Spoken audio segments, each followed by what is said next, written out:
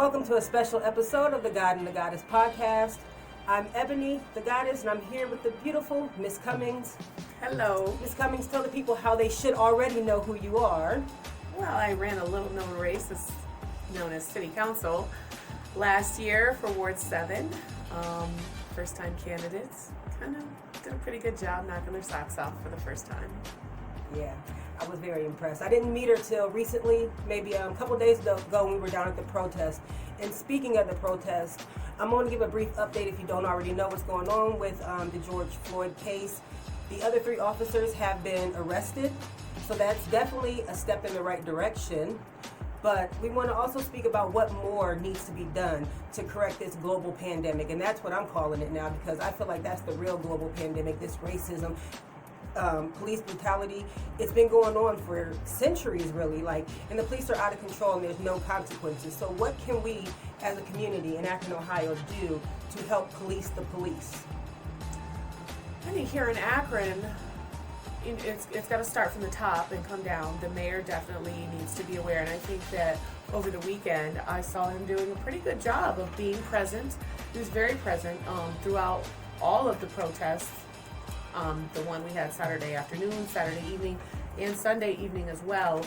I believe that he is really trying to be very conscious of what is happening, not only citywide but nationwide, and putting the proper people and pieces into play to ensure that everybody has a fair shot out here.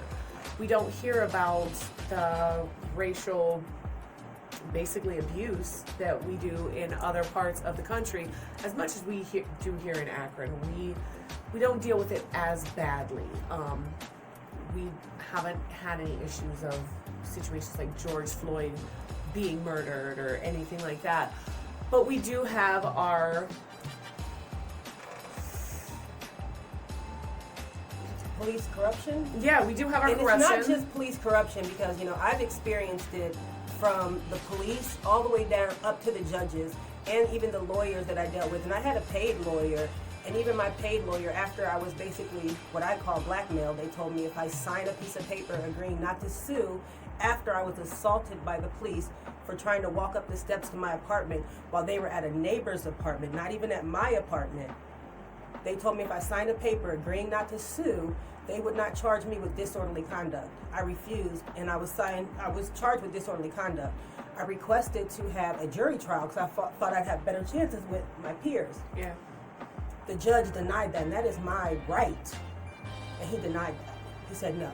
So it definitely goes, corruption goes all the way up to the judges. And we might not see the police brutality, like the deaths, but we definitely see it in the court system and in how the police our neighborhoods, how they deal with people in the neighborhoods. I remember a few years ago, I'm sorry, I know I'm running off, but I remember a few years ago, I stayed by this bridge, and I watched out my window as the police would stop only young black boys, take their pictures, write their names on the bottom of the pictures, and let them go. Oh, wow. I watched that, and no matter how many times I complained about it, nothing happened. Never saw them stop one white person. And that neighborhood was both black, white, multiracial, Asians, all types of people. Only black, young black boys. That's it. So, but what can we do, to change the legal system, I guess, is my question. Besides voting, can't we enact laws or maybe get, maybe a citizen review board? I know a lot of police departments have citizen review boards that review police brutality police complaints in general, so that it's not just reviewed by their peers, it's also reviewed by the community. Well, the House just released that racism has been declared a public health crisis here in the state. I applaud that. So I don't know what's going to come behind that. I don't know what legislation is going to be passed in order for that to be put on the books. I'm sure Amelia Sykes is heading it, so I'm sure she's got some pretty strong legislation that's going to be pushed and added into that bill. So all we can really do is continue to work with them right now and hope that, I believe that we do have some of our elected officials are working in our best interest, and they're fighting for us, and they are doing what it takes to make sure that the citizens of Ohio are able to remain safe and actually able to have freedom. you know, because there's two types of freedom out here. You got white freedom and you got black freedom, you know. It's definitely not the same kind. I grew up white and in an all-white family, adopted. And as I got older, I started learning more about my black side, and it was two totally different worlds. Completely different about what I can get away with being white and what I can get away with representing myself as a black woman. And it's shocking and eye-opening to know that if I talk a certain way, I can get away with murder just because of the color of my skin. But if I also talk another certain way, you know, my white family's like, oh God, no, Tammy, don't do, no, we don't talk like that, we don't do that. It's saddening and it's sickening to have your life be split down the middle like that, when truly I just want to be me. I want to embrace me. All my children are black. I want to be able to stand up and use my voice and say this is wrong without my white side shuddering away, going, oh my God, I can't believe she's against us. After all these years we accepted her, now look at her, she's just turned into this, you know, we can't have that. I lost a lot of family because of it. A lot. I wouldn't be surprised if at the end of Donald Trump's term I don't really have any family left, and you know, I'm okay with that. I'm okay with that, because if those are the beliefs that everybody wants to continue to hold on to, then it's fine, bye. You know? And I agree. And actually, you brought up, you brought up a good point. You know, being from a white family, and actually, my grandmother, she considers herself white. Believe it or not, my grandmother is Irish and Indian. She's not black, but she does consider herself white or other. So there's certain things that she's taught me that I appreciate. Now, what can you say to the white community? What conversations can they have within their families to promote change? So, I don't want to be the one to say this, but I'm going to be the one to say this. There's two different kinds of white people. Absolutely. We have the ones that are standing up with us and sympathizing with us and doing whatever they can to use their voice to change what's going on. And then we have the others, the ones that are saying, I understand that it's sad that this man died, but I don't see why we're rioting.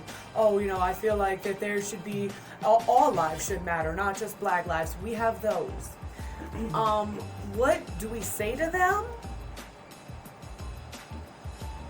Honestly, screw off.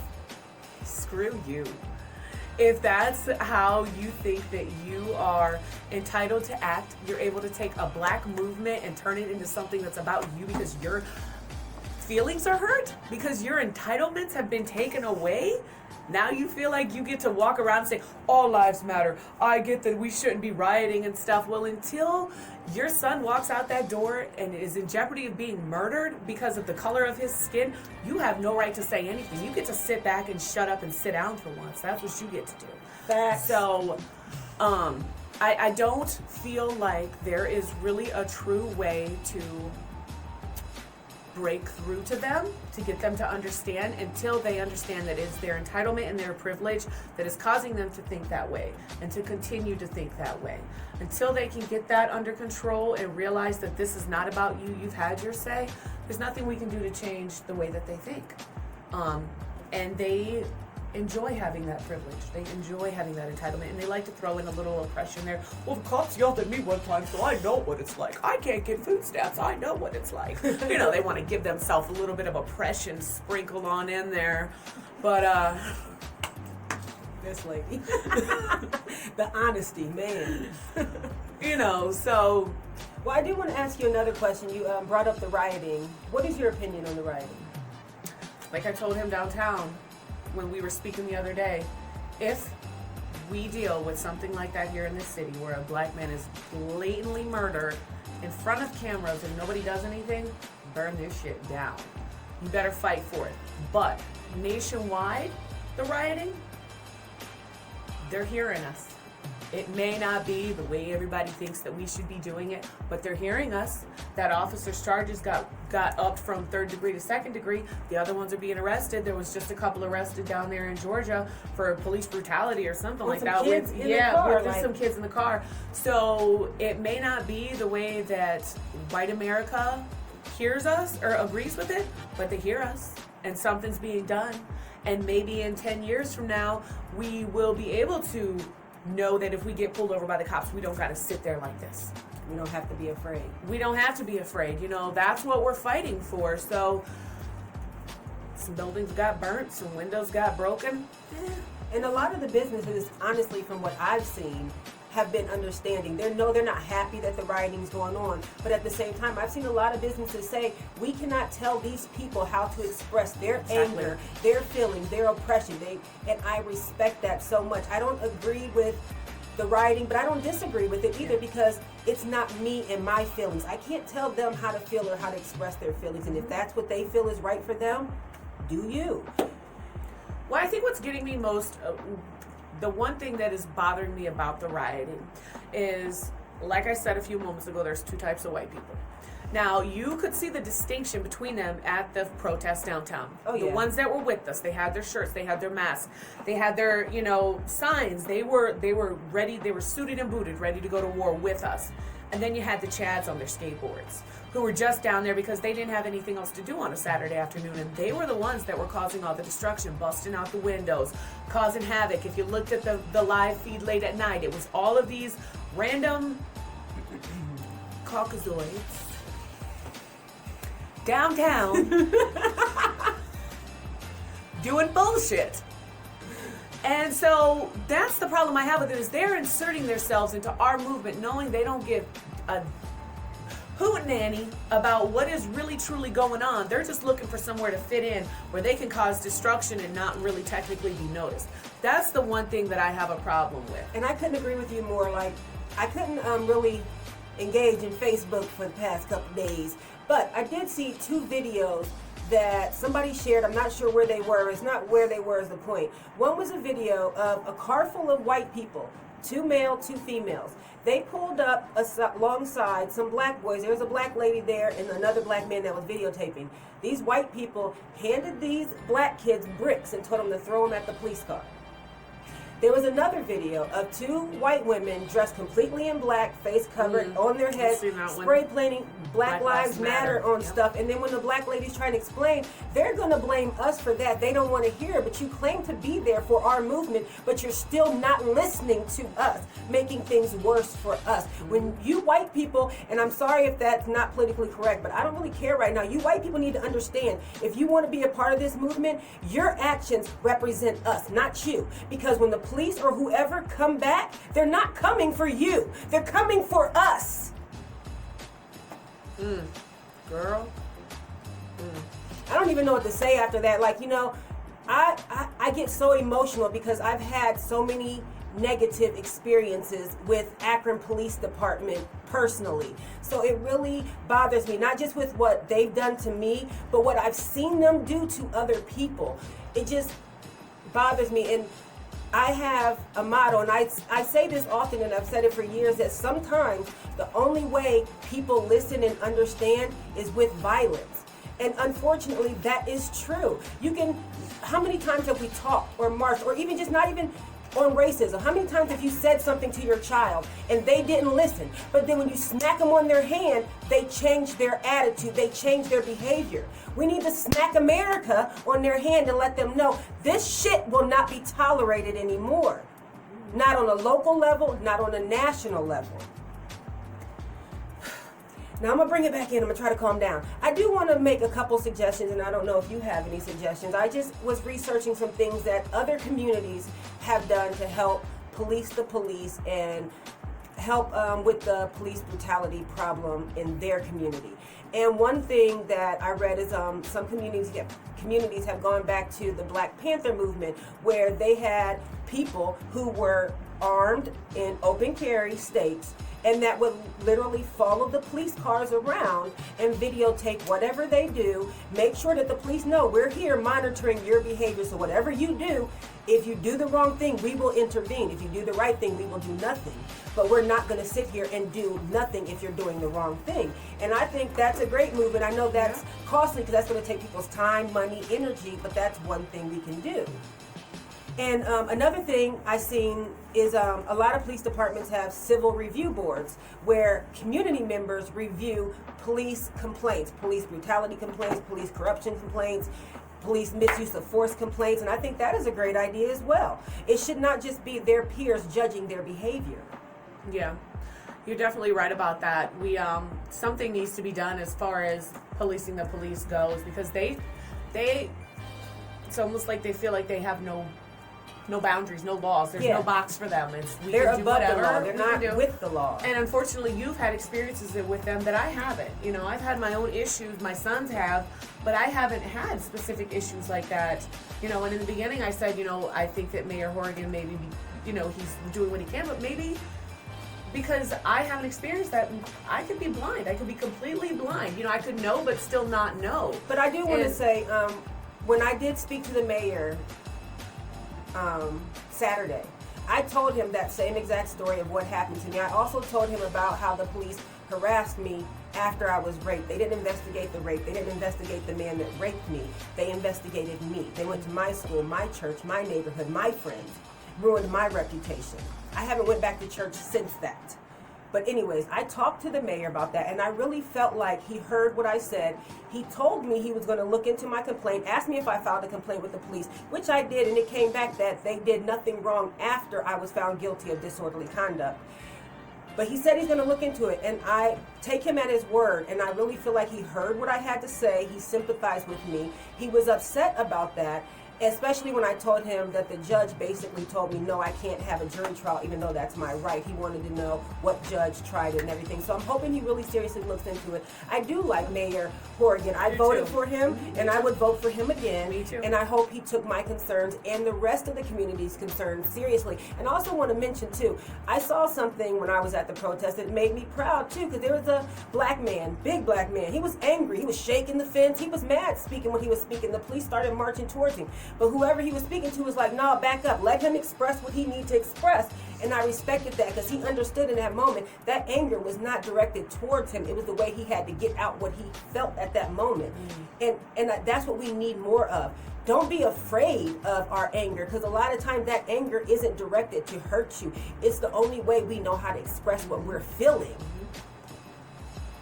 So one of the things that, you know, everybody is talking about because of the riots and the buildings and everything, you know, these businesses being destroyed. What do you think the insurance is going to? How are they going to benefit? Are we going to be able to rebuild with insurance? You know, with the insurance money. What's the future look like? What does this look like? I'm not sure, because I know I've seen a few businesses say that their insurance policy does not cover riots. So unfortunately, that is a horrible thing. But I'm hoping that our government, who has the funds, will assist these businesses, because it's not these businesses' fault. They were caught in the middle of something that the government started, pretty much. They started it years ago. So they need to be the ones to step in and rectify. And I'm not saying it's their responsibility to clean up after our mess, but it's not really our mess when they started it and they've done nothing to resolve the issue. Now, this is the outcome of them not doing their part.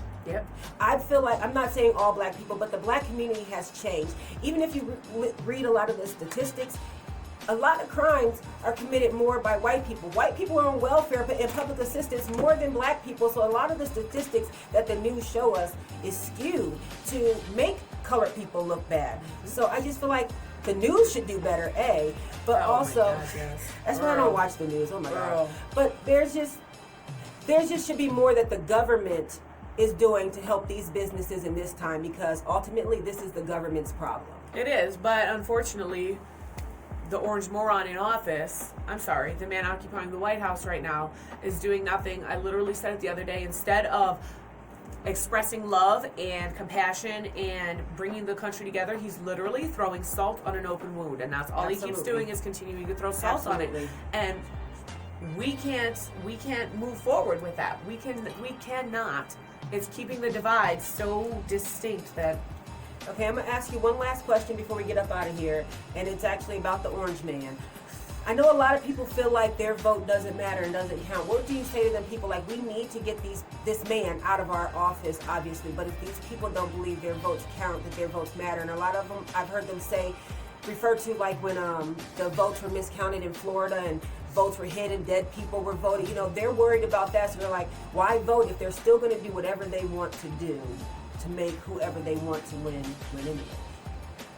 You know, that's a tough one. I think that we have a democracy for a reason, and we need to continue pushing forward and utilizing that. You know, a lot of people, I just seen on a post earlier that I had made, somebody said that they didn't vote in the last election, in the 2016 election. They didn't vote for Hillary or Trump. They just didn't vote, and they said, I'm so sorry for that. I was having a conversation with my daughter earlier today. She's just of legal voting age.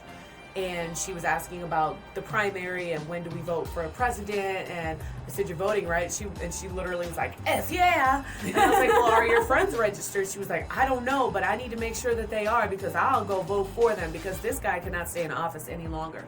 And I asked her, what does she think is different this time around, because people didn't get up and vote last time, and she said she literally was, you know, basically giving her ideals on it's the younger generation didn't understand the importance of voting. They didn't understand that this was what was going to happen if they didn't vote. There's a lot of kids that are her age that are just becoming of voting age, and they're seeing how this country is being ran, and they're disgusted, and they don't want this for their future, and they're taking a stand, and they're standing up.